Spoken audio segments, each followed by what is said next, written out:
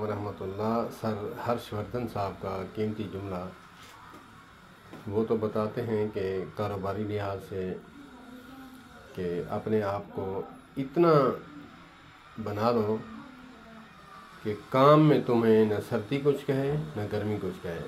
اس پر مثال دی کہ جنوری کے مہینے میں عورتوں کو کتنی ٹھنڈ لگے، 2 رضائیاں ڈالنے سے بھی نہ ٹلے، تب شادی والے دن دیکھیں ہاف نکر پہن کر اور آدھے کپڑے پہن کر گارڈن میں ایسے گھوم رہی ہوتی ہیں، کیوں سردی نہیں لگتی؟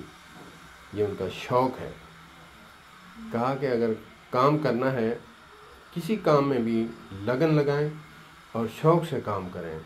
تو اسی کو میں آگے لیتے ہوئے کہوں گا، ہمارے بزرگ علماء کرام جب انہوں نے دین کا کام شروع کیا، صبح 3 بجے اٹھتے اور تہجد بھی پڑھتے اور اسی وضو سے تہجد کے وضو سے نماز فجر ادا کرتے اور پھر پڑھنے بیٹھ جاتے۔